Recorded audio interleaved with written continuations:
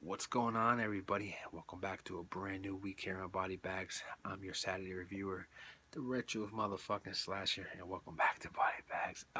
So this week I'm decided to review something a little different, something I've never tried before, and that is to review an anthology film. Now the anthology film I'm choosing to review is a 2006 release one. It's a film that I've been anticipating for quite some time, and I'm finally glad it's here. Finally got a chance to check it out. I actually don't own a copy of it. It is available on Netflix for your viewing, as it was for mine. So, uh, yeah, if you're interested in checking it out, it is on Netflix. So, this film is called Holidays. Yes, now when this film was announced, I was pretty stoked because it has a pretty cool premise behind it. Different holidays, 9 different directors, each one directing a short film about their holiday that they were given, which is a pretty cool premise. Now, getting into this film's plot, there really is no plot. It's pretty straightforward. It's just 9 films after once and after another. There's no wraparound story at all, which is kind of a downer. Anthologies is always good to have a wraparound story to tie them all together, but this one doesn't really have that at all. So, starting off with the first segment in this film, it is Valentine's Day is your first holiday. I thought this one was actually pretty well done. It's about a young teenage girl that has a crush on her gym teacher. She's kind of the outcast of the school. She kind of gets bullied a lot. And this one's pretty much just a story about revenge and being bullied and what happens. I thought this one was pretty executed pretty well. It's pretty mean spirited towards the end. A lot shocking, a lot more shocking than I actually thought it was going to be. Yet again, it's not my favorite one in this film, but I thought it was pretty well done.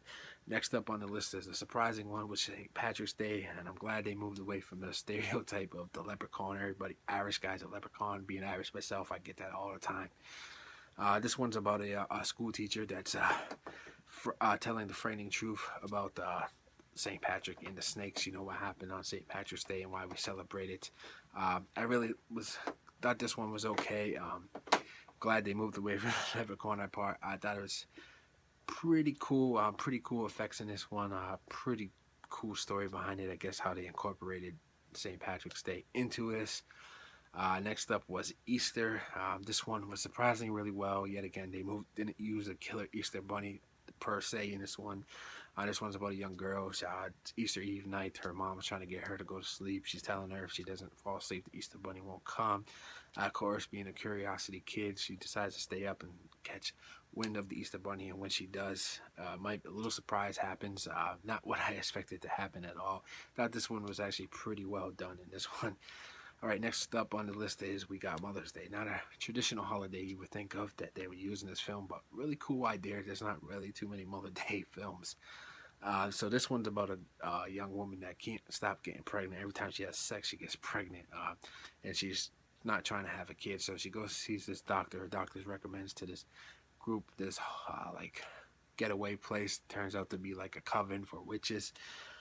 Thought this one was actually pretty cool. Really like how they incorporated Mother's Day in it. Something I didn't see coming at all, to be honest with you. And of course, after that, we have Father's Day. This one it's a little weird and bizarre. It's about this young girl that's been missing from her father for a while.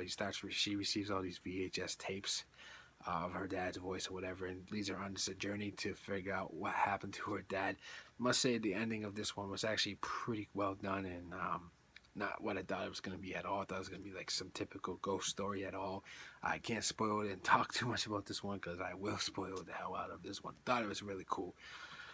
All right, now it skips some time ahead. It skips 4th of July and a bunch of other holidays in the summertime, and it goes right into Halloween. This one is directed by the most notable director in this film, and that is one Kevin Smith. Yes, you know Kevin Smith from Clerks and Dogma and all those other films.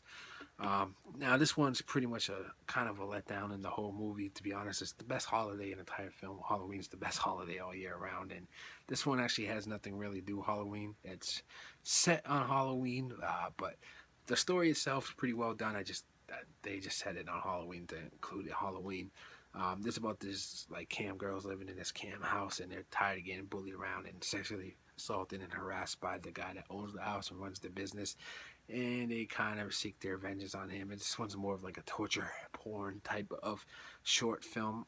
It's got some pretty cool effects and pretty gory, but yet again, it lacks the actual Halloween spirit in this film. It's just a short film set on Halloween.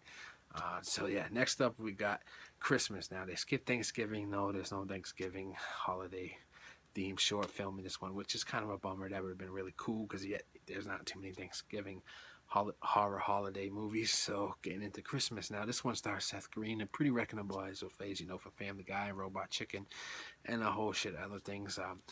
This one's about a guy that's trying to get this ultimate toy for his son. For Christmas or whatever, and he is out of luck. I'm trying to figure out how to describe this. He's a little too late to get the toy for his son. He notices this guy leaving the store with his son. He offers to buy it from him. The guy politely declines his offer, and turns out the guy that bought the toy ends up having a heart attack, and then he steals the gift instead of calling 911 and saving this guy's life, and turns out to be some pretty cool after effects of that, involving his wife. Yet again, not one you can really talk too much about without spoiling it. I thought this one was actually a pretty fantastic one. Might be one of my favorite ones in this entire film. And then coming up last, we got, of course, New Year's Eve. Now uh, this one's about like your typical dating service, like Tinder or whatever. One of these dating sites, these two young people agree to meet off this app and whatever. And in the beginning of it, it shows you this the guy is like some kind of serial killer type guy. He's like a killer rapist guy. It's not really a spoiler, just the first thing you see in this short. And then it takes a pretty sick and twisted turn as the date progresses between these two characters, and let's just say things turn out for somebody that you didn't think it was going to turn out to happen. So yeah, this one is actually a pretty well done short as well. I really did enjoy it quite a bit. So that does it for holidays, each short. Now my overall thoughts on this, I thought all the directors did a pretty well job. Some of them, of course, incorporate the holiday theme in their films, their shorts as much, including that Halloween one that I mentioned, which is the biggest letdown of this entire film.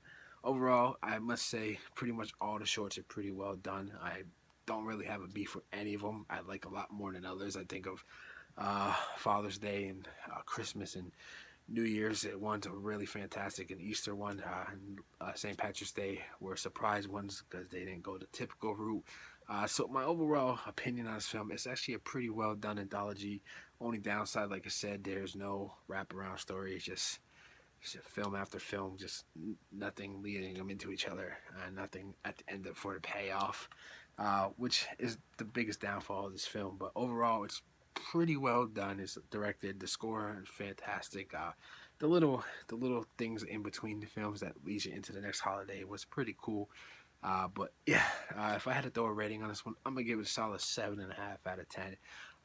Pretty well done modern anthology. A lot of modern ones lately have not been up to par or great as some of the older ones, but this one's actually pretty well done. I had fun with it. It's one I would recommend to all you guys to check out. So until next week with another review, I'll check you guys out later. Retro Slasher, stay in the body bags, peeps.